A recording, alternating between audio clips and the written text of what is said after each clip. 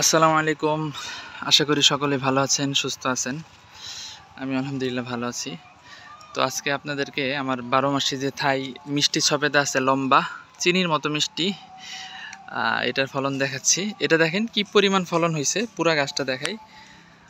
অসংখ্য ফল কিন্তু ধরছে এবং এই ফলগুলো যখন বড় হবে তখন কিন্তু কোনোভাবেই গাছ লোড নিতে পারবে না। তো এটা যে 12 মাসি একই ডালে আমি দেখাচ্ছি। দেখেন একটা ফল বড় হচ্ছে, আবার ছোট্ট দানা বাঁধতেছে, আবার নতুন করে ফুল আসতেছে।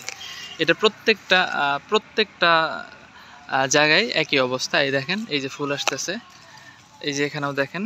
ঠিক আছে, এটা কিন্তু 12 মাসে নন স্টপ চলতেই থাকবে, সারা বছর এই গাছে ফল থাকবে। এবং একটা গাছে কি পরিমাণ ফল ধরতে পারে দেখেন। এটা হয়তো গাছ লোড নিতে পারবে না, কারণ এই ফলগুলোর সাইজ কিন্তু অনেক বড় হয়। পুরো গাছ ফল, যদিও পাতার কারণে দেখা যাচ্ছে না ফলগুলো। এই দেখেন পুরো গাছ, প্রত্যেক ডগায় ডগায় ফল হচ্ছে, প্রত্যেক জায়গায় জায়গায় ফল হচ্ছে। এই দেখেন ফল, এই যে হিউজ পরিমাণ ফল হয়েছে আলহামদুলিল্লাহ। এই দেখেন ফল হয়েছে, প্লাস উপরের এইগুলো দেখাই। এই দেখেন, এই যে নতুন ফল সেট হয়েছে, নতুন করে ফুল আসতেছে, গুটি বাঁধতেছে।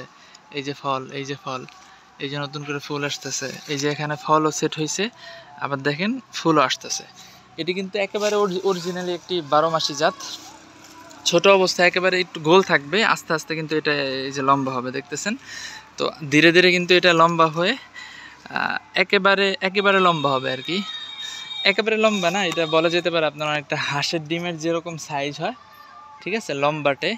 তো হাঁসের ডিমের মতো এরকম একটা সাইজ হবে আর কি। তো ফলগুলো অনেকে মিষ্টতা সম্পর্কে জিজ্ঞেস করেন। আসলে থাই যে এই সফেদার জাত যেটা আছে, ঠিক আছে, থাই লম্বা সফেদা, এটার মিষ্টতা আসলে কি বলবো বলেন। এটার একেবারে কচি ফল, যেটা আপনার বীজ হয় না এখনো, ঠিক আছে। যেমন যেমন এর চেয়ে একটু বড় হইলে যখন বীজও হবে না, পরিপক্ক হওয়ার আরও 1-2 মাস আগে যদি আপনি পেরে রেখে দেন, এটা পেকে যায়, তাও চিনির মতো মিষ্টি লাগবে। মানে এটা মিষ্টতাই কি বলবো, মিষ্টতার ব্যাপারে এটা আসলে প্রশ্ন করার কোনো প্রয়োজন নাই। একেবারে অপরিপক্ক ফলও যদি আপনি পেরে রেখে দেন, তাও প্রচুর পরিমাণে মিষ্টি হবে।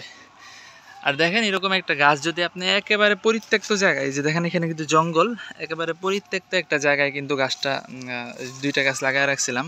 প্রচুর ফল হচ্ছে, কোনো ধরনের কোনো যত্ন লাগে না, পানিও দেয় না, সার বিষ কীটনাশক কিচ্ছু দেওয়া লাগে না।